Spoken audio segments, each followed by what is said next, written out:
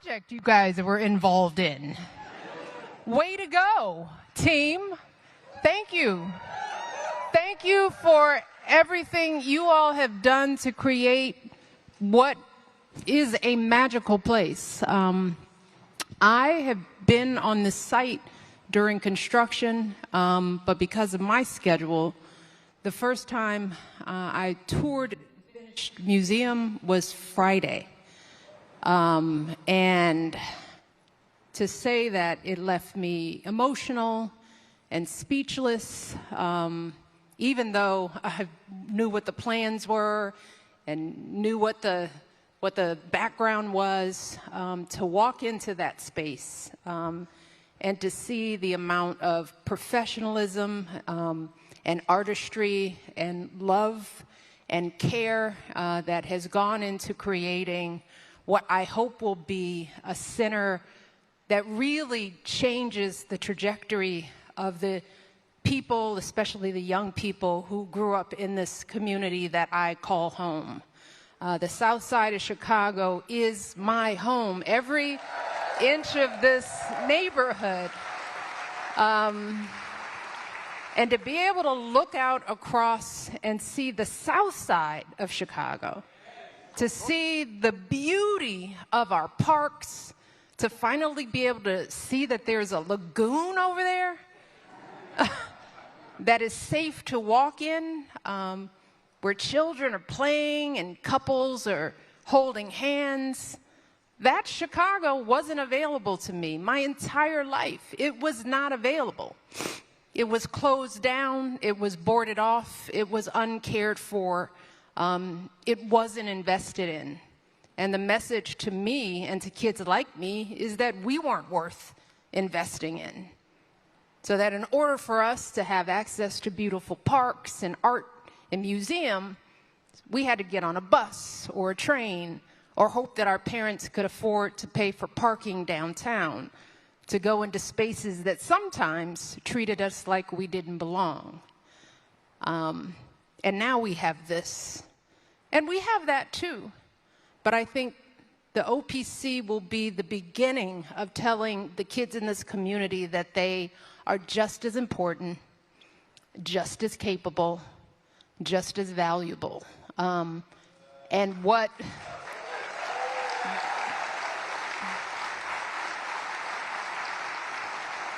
So I hope that when you think about this project and all that you all contributed to making it happen, that you know that this beautiful campus is going to change lives. On the one hand, Trump refers to Obama with a derogatory curse in front of the cameras at the G7 summit. On the other hand, just hours later, Michelle Obama stands up at the opening of her husband's presidential center in Chicago and says, "Barack, you have to look at me." On Thursday, June 18, 2026, in Chicago's South Side, this ceremony, attended by 4 former presidents and thousands of people, was not just a building opening. This was an emotional and symbolic counterpoint to the political tensions of the same week. Hours earlier, Trump had called Obama a stupid son of a bee at the G7, and Michelle Obama delivered an emotional speech calling her husband's 8 years in office the crucible just moments after the insult. Stage: 4 former presidents, 1 stage. The visual power of this opening came from who was on stage. Former President Barack Obama and former First Lady Michelle Obama were joined by 3 other former presidents and many music stars. Former President Barack and First Lady Michelle Obama attended with former Presidents Bill Clinton, George W. Bush, and Joe Biden. The coming together of this quartet sent a message of institutional unity that transcended partisan divisions. A Republican, Bush, 2 Democrats, Clinton and Biden, and the host, Obama, on the same stage.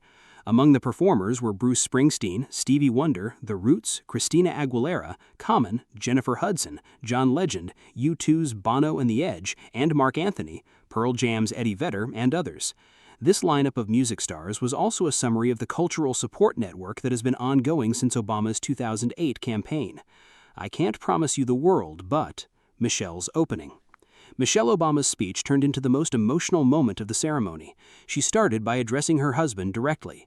Michelle Obama called out to her husband as she began her speech, "Barack, you have to look at me." She replied as the crowd laughed, "No, I'm not looking. I will look at the ground. I will look at it." This little dialogue brought the audience to laughter, but then Michelle's speech quickly took on a very emotional tone. The former First Lady recounted the challenges and obstacles her husband faced during his presidency, from personal attacks to national tragedies, and shared the achievements he accomplished during his 8 years in the Oval Office. This narrative reached its peak with a metaphor that summarized 8 years in a single sentence: the crucible. This expression, meaning a passage through fire, was used to describe the challenges of the presidency. Former President Barack Obama became emotional while his wife was speaking. In her speech, Michelle Obama spoke with great affection for her husband, their parents who raised them, their grandparents, their daughters Sasha and Malia, their achievements during his presidency, and his unyielding moral character. While President Obama was seen becoming emotional, at one point he raised his hand to wipe away tears, looked at his wife, and then lowered his eyes. The most politically charged part of the speech was a reference without naming any names. Michelle Obama referred to past controversies by recalling the claims that her husband was not fit for the presidency and the lies that were told about his birthplace, his faith, and his patriotism. This statement was interpreted as a clear reference to the birther movement, which questioned Barack Obama's citizenship and whether he was born in America.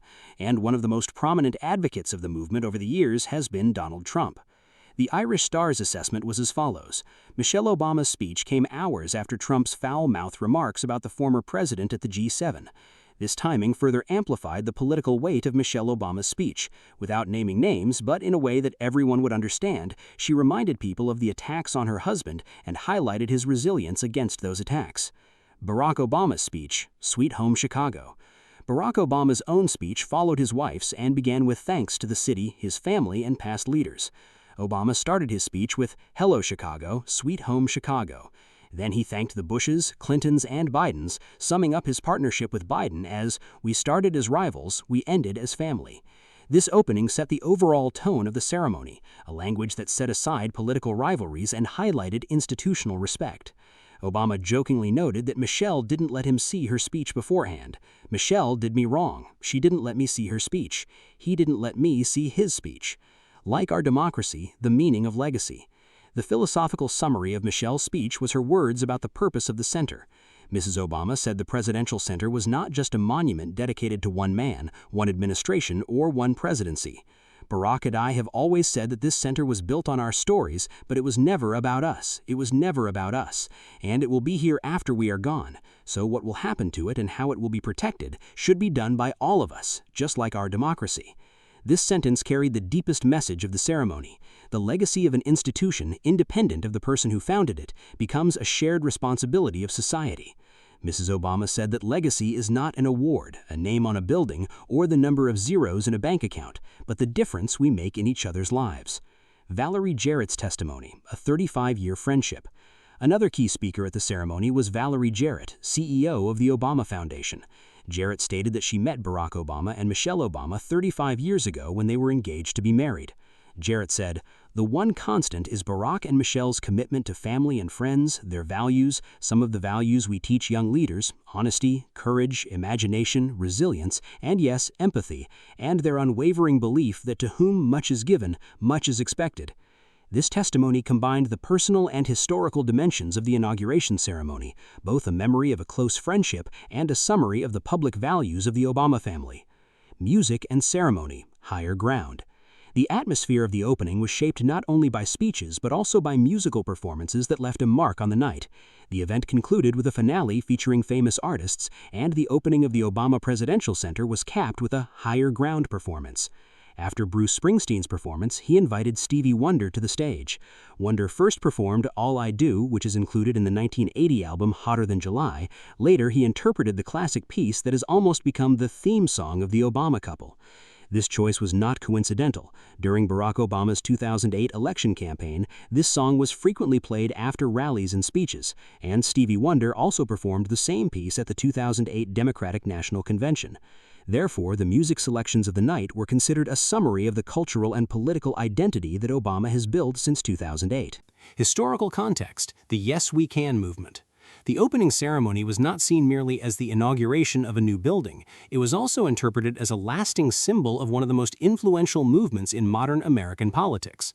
Former Chicago Sun-Times Washington bureau chief Lynn Sweet stated that what Obama put forth was not simply a political model that could be copied, saying he created the Yes We Can movement in 2008, which could neither be repeated nor equaled on the same scale later. This assessment reflected the view that the center represented not only Obama's presidency, but also a broader political and cultural era that mobilized millions of people. This evaluation indicated that the opening was not only a tribute to the past, but also positioned as a reference point for the future. The only thing we all have. Closing of the speech. Even the title of Michelle Obama's speech reflected the central theme of the ceremony. Michelle Obama's speech is known by the title, "Hope is the Only Thing We All Have." This framing was a continuation of the hope theme that the Obama Foundation has carried since the 2008 campaign. And the fact that this theme came back to the fore in the shadow of Trump's words that week created a very meaningful timing. In his speech, Barack Obama said that American history is not frozen, and the unwritten sections belong to all of us, not to Barack and Michelle or to anyone with a title or high office. One of the most striking aspects of this story was the sharp contrast between two different scenes occurring within the same week. On one side, there were Trump's harsh words toward Obama at the G7 summit, while on the other, an emotional ceremony emphasizing democratic values and institutional continuity was being held in Chicago, attended by 4 former presidents, numerous famous artists, and thousands of people. Michelle Obama's words, "Barack, you have to look at me," directed at her husband on stage, caused laughter in the hall, but the emotional narration that followed, describing his years of presidency as an 8 years passage through fire, completely changed the atmosphere and brought a deep silence to the hall. Michelle Obama's speech with its veiled references recalled past attacks on her husband's presidency, and that reminder took on even greater meaning in the shadow of a repeated attack within the same week. If you want to follow such moments, subscribe and don't forget to turn on notifications. See you in the next update.